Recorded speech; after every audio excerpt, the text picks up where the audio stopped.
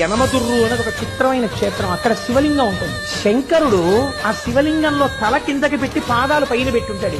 ఎక్కడైనా తల పైకుంటుంది, కాళ్ళు కిందకుంటాయి. యనమదుర్రులో ఉన్న శివలింగంలో శిరస్సు కిందకుంటుంది, పాదాలు పైకుంటాయి. మీరు అక్కడికి వెళ్లి వాళ్ళని అడిగితే నీరాజనం ఇస్తూ చూపిస్తారు శివలింగాన్ని. బాగా కింద శిరస్సు, పైన పాదాలు, నాభి వేసుకున్న యజ్ఞోపవీతంతో సహా కనపడతాయి. యమధర్మరాజు గారు ప్రార్థన చేశాడు ఒకానొకప్పుడు, రాక్షస సంహారం చేయడానికి అమ్మా నువ్వు వచ్చి యనమదుర్రులో కూర్చుంటే నీ శక్తిని నాకు అనుగ్రహిస్తే నేను రాక్షస సంహారం చేస్తానని. అంటే అమ్మవారు శంకరుడు యోగనిష్టలో ఉండి ఆయన ఆ సమయమునందు శీర్షాసనం వేసి ఉన్నాడు. తల కిందకి పెట్టి కాళ్ళు పైకి పెట్టి కాళ్ళు పద్మాసనం వేసుకుని ఉన్నాడు. ఇలా పొడుగ్గా కూడా పెట్టలేదు. అలా కూర్చున్నటువంటి పరమశివుణ్ణి చప్పుడు చేయకండి, స్వామి యోగనిష్టలో ఉన్నాడు, నేను ఒక్కదాన్ని రావడం ఇప్పుడు ఉండదు, ఈయనతో కలిసి రావాలి అని సుబ్రహ్మణ్యుడు చంటి పిల్లవాడు ఏడుస్తున్నాడు.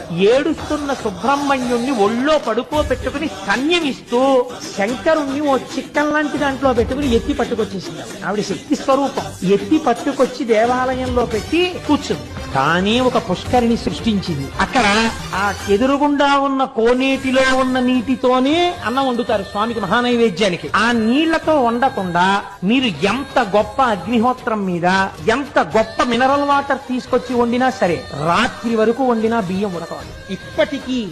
ఇప్పటికీ కూడా ఎదురుగుండా ఉన్న కోనేటిలో నీటితోనే అన్నం వండుతారు.